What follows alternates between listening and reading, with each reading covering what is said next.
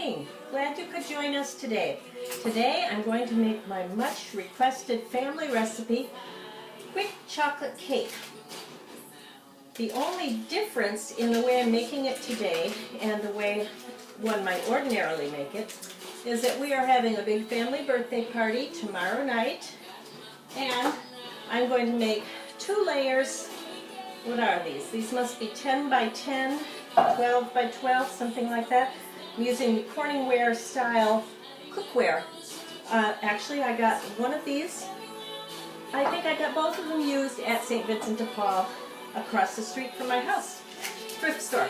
So what I'm going to do first is butter the bottom of these pans.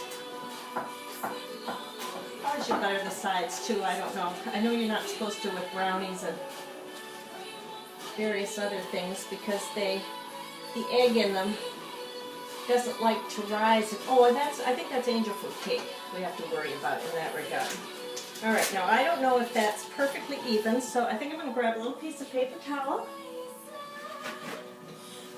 Make sure things are coated well.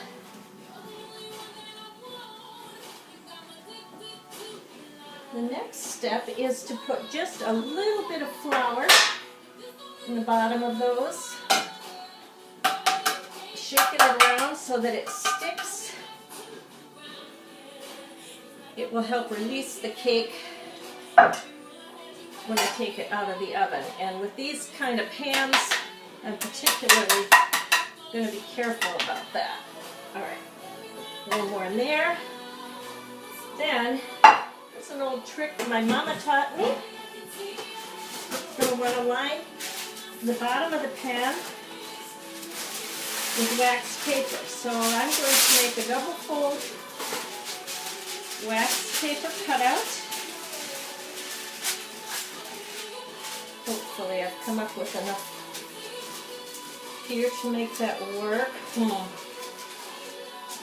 don't know if I did or not. Just makes it. Okay, so I set the pan on the folded over wax paper and use either scissors or a knife point to just trace the edge. Make a good line for cutting.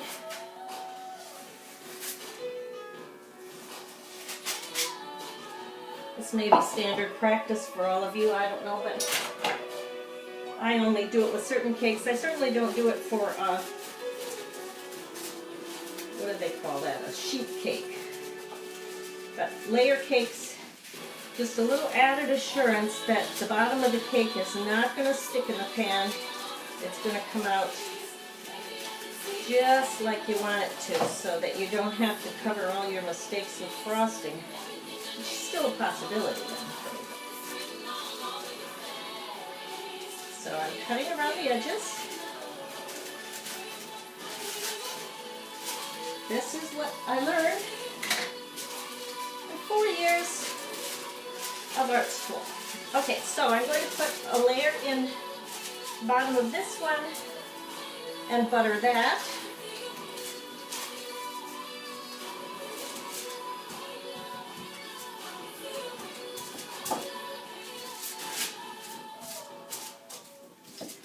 Press it down. Sprinkle a little more flour on that one.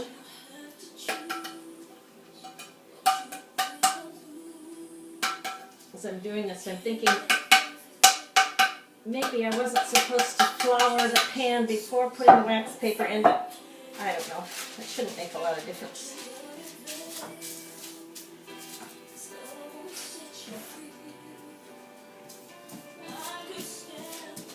A little more butter.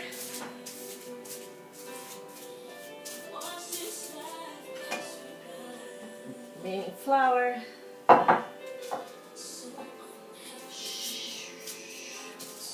Alright, my pans are ready. Now I can start making the cake. Put that aside for now. So, the recipe is very, very simple.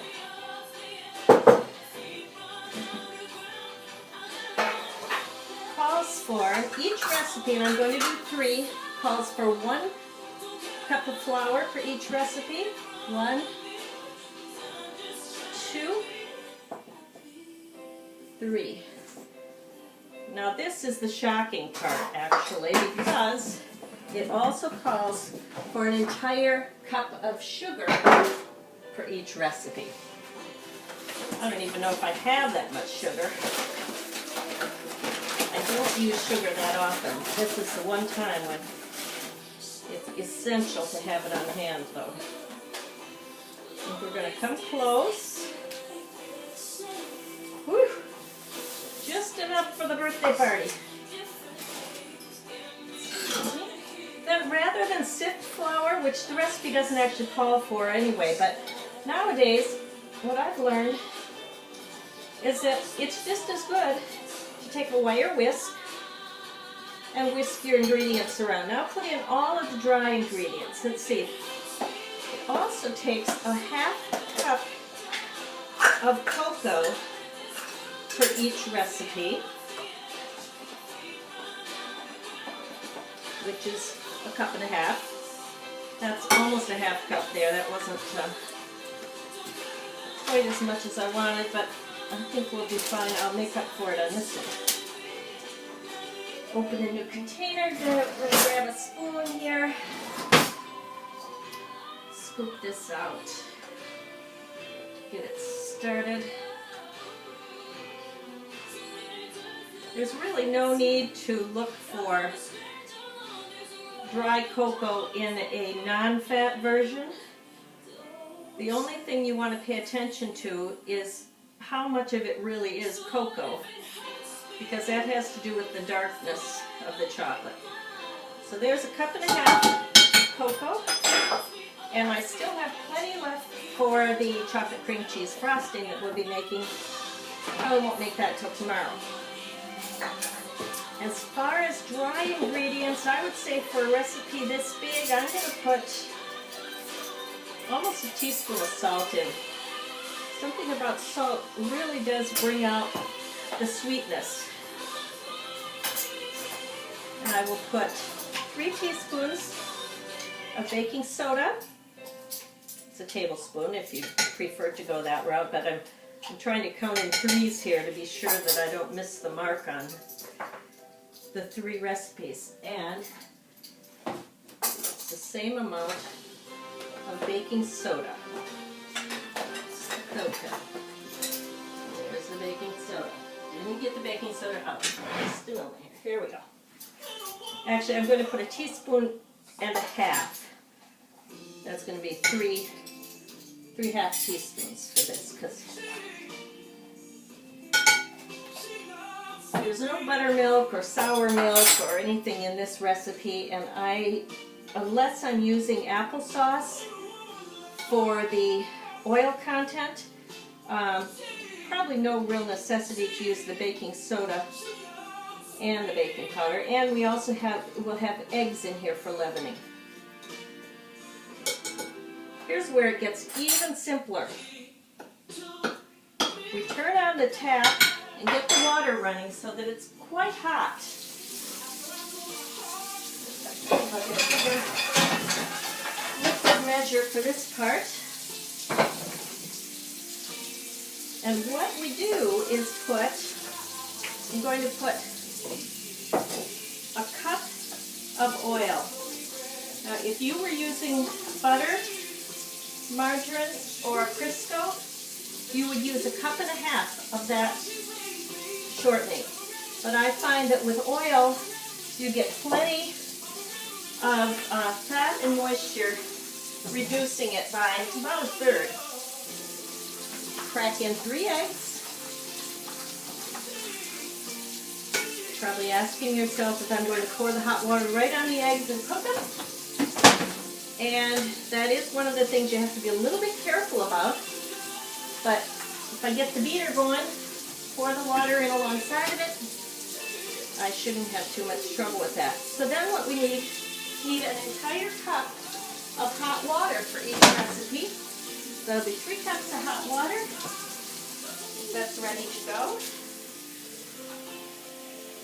I'll be right back. I'm over here at the sink. Probably guessed that.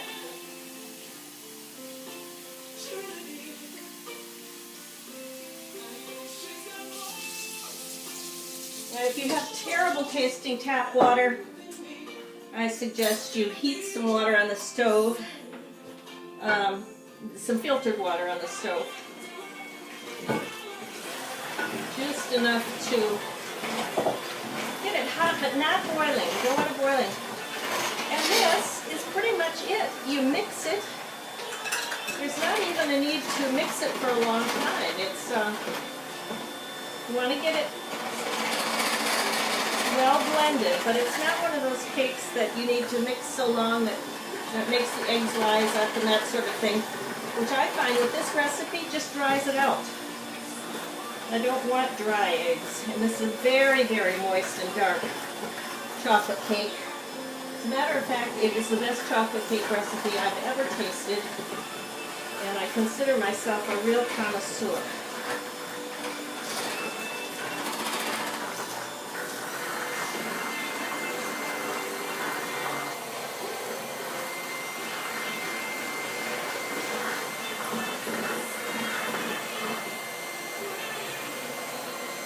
I'm going to turn the oven on while I have it here.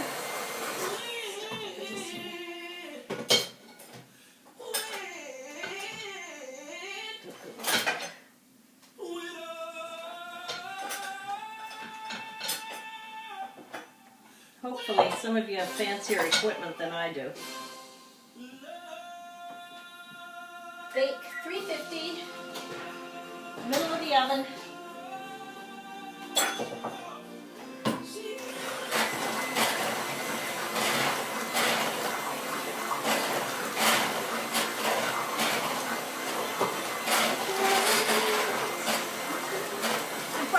Music that you love? I think that's just me, but alright. I think that's perfectly satisfactory, and of course can't lick the beaters like in the olden days, just because I guess eggs are more dangerous nowadays, or we just didn't know better. Sure was fun though, right? Fond memories. The eggs out of the way. I'm ready to divide this into the two pans. Try to be as equal as possible, but you know, frosting and stacking vanilla. I think there's a little bit of vanilla in this recipe. Just put maybe a teaspoon or so. I may be wrong about that even. Fresh, real vanilla. That's delicious smelling stuff. But you could go without it too, and then you just get, as a matter of fact, sometimes what I've done in this cake is to put some leftover coffee in instead of some of the water. Oh, that is rich and delicious too.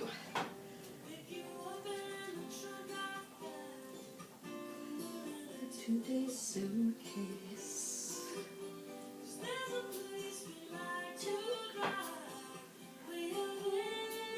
Country.